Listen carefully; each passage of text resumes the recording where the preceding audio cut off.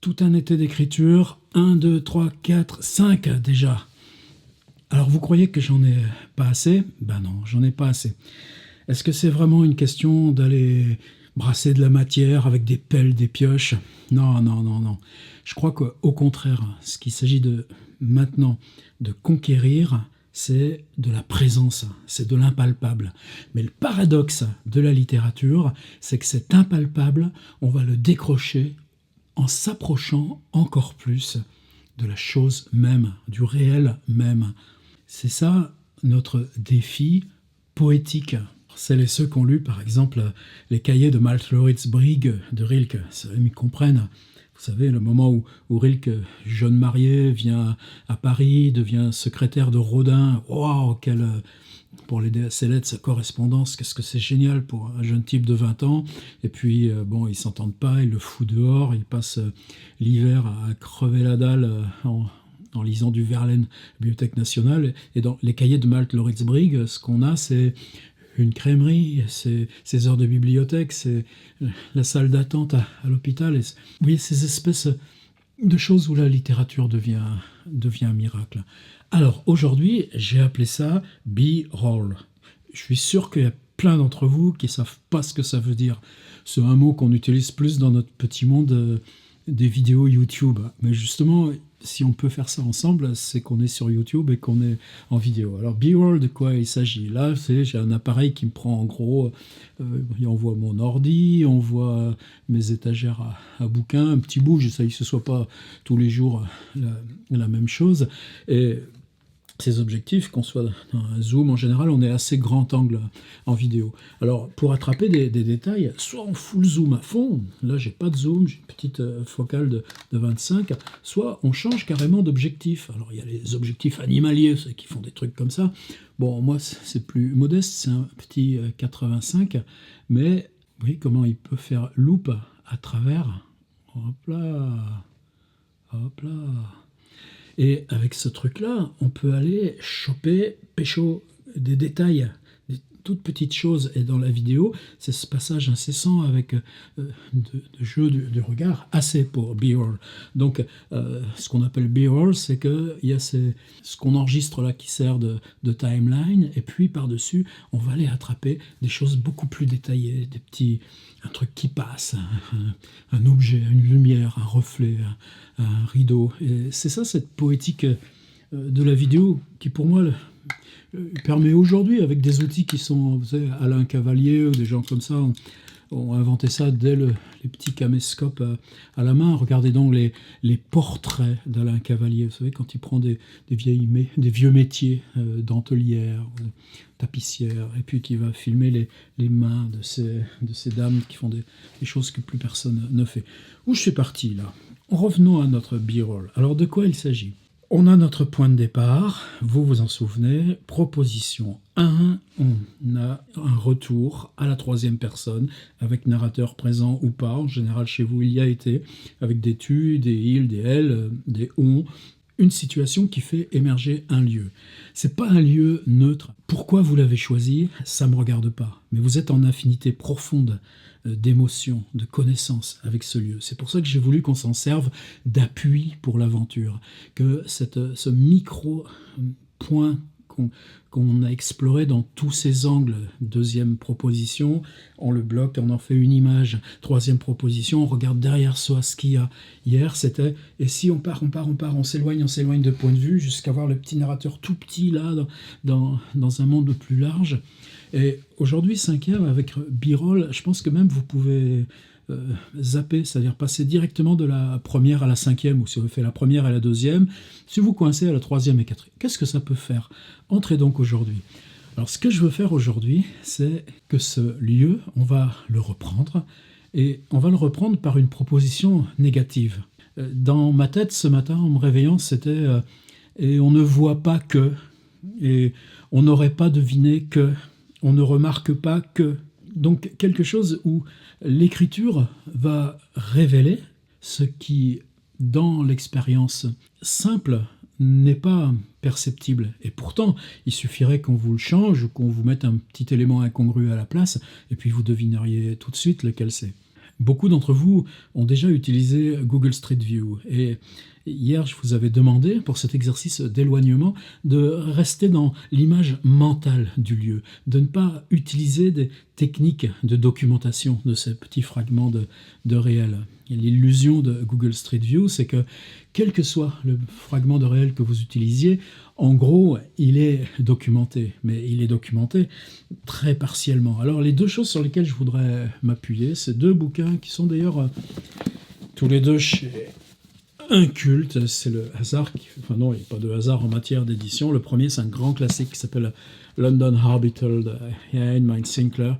Vous savez, autour de Londres, il y a une grande autoroute qui s'appelle la M20, c'est ça, ouais. Et cette M20, elle fait environ 260 km pour faire le tour de la grande. Bon, ben lui, sur plusieurs mois, il invite ses copains, et puis ils font tout le tour, et puis c'est la description. Alors, est-ce qu'on voit Londres? Non, on voit jamais Londres, puisqu'on est tout le temps à distance par cette autoroute qui en fait le tour en lieu neutre. Et pourtant, ce livre nous révèle notre civilisation et la ville comme peu d'autres. Ian Sinclair, London Orbital, c'est traduit. Voilà, ils n'ont pas traduit le titre, c'est normal. Je n'aurais pas traduit non plus. Et le deuxième, Dreamlands Virtual Tour, ça c'est le site internet. Vous allez le voir défiler bientôt sur. Là, je me pousse un petit peu et hop, je le fais apparaître sur le coin d'écran. Et un livre qui s'appelle Éclat d'Amérique par un type qui s'appelle Olivier Odazawa. Alors, le petit b-roll, justement, que je mets sur l'écran, quand on ouvre le Dreamlands Virtual Tour de Olivier, on se retrouve avec à droite une longue colonne d'index qui a des thèmes et des lieux. J'ai cliqué sur Cleveland, vous savez, une ville dans l'Ohio, une ville qui était chère à Lovecraft. C'est là dont sont originaires plusieurs de ses copains, George Kirk, Samuel Loveman, puis Hart Crane.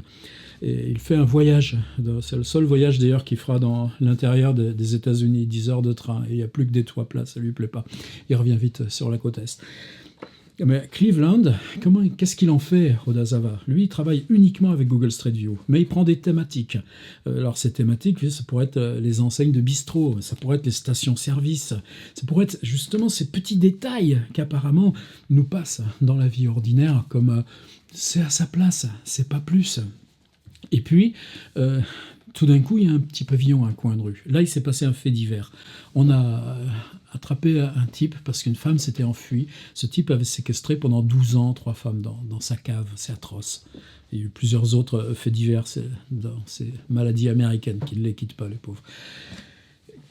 Il y a l'adresse dans les journaux. On arrive à retrouver qu'est-ce que c'est le pavillon. Et puis lui... il prend dans Google Street View les différentes étapes. Il se trouve que la Google Car est passée plusieurs fois. Une fois, il y a un enfant qui joue devant le portail. L'enfant joue devant le portail. Dans la cave, il y a ces 3 séquestrés qui n'ont pas encore réussi à s'échapper. Mais ça, c'est Odazawa. Et il fait ça tous les jours. Ça fait plus de 4 ans. Je ne sais plus à combien il en est. On est des tas à suivre maintenant ce blog devenu un peu légendaire. Et son livre, Éclat d'Amérique, c'est une sorte d'énorme voyage. Mais un voyage qui n'est fait que de ce qu'on peut refabriquer à partir de ces descriptions prises dans le blog via Google Street View. C'est une reconstruction par l'écriture à partir de ces fragments d'images. Alors là, pour moi, c'est la première base de la proposition. Ne perdez pas le fil, il y a un post-scriptum. La question n'est pas d'aller revisiter le lieu précis que vous décrivez par Google Street View. Je pense dans ces textes, il y a des ruelles avec escaliers dans le fond de Marseille. Il est bien peu probable que des Google Cars soient risqués là. Par contre, soit vous y allez dans la mémoire, mais cette fois, il n'y a plus besoin de récit. Il y a juste besoin de... je pense à...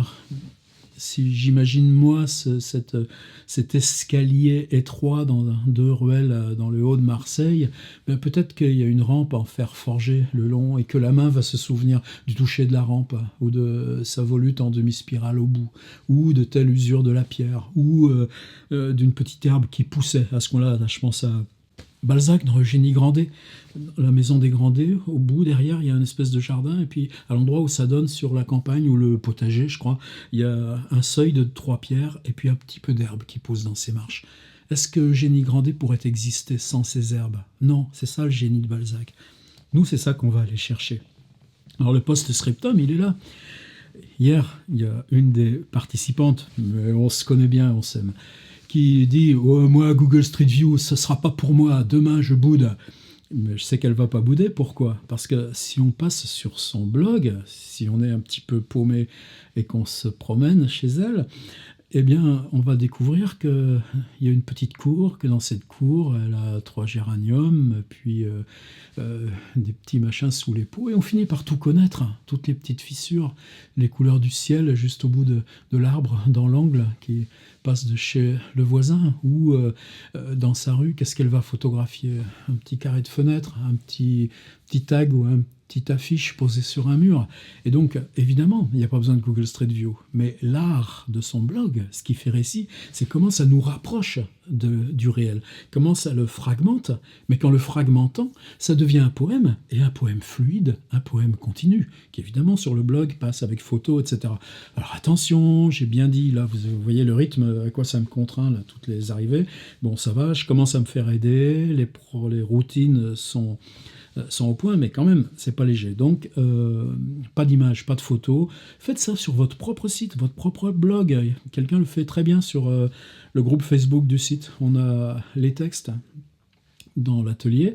Et puis, si on arrive sur la page Facebook, bah, c'est une manière aussi, parce que déjà, vous êtes plus de 60. Il va falloir défendre un peu votre beefsteak pour qu'on sache où vous trouver dans l'atelier. Je dis ça par provoque, parce que c'est plus une réflexion en cours et on va s'en occuper.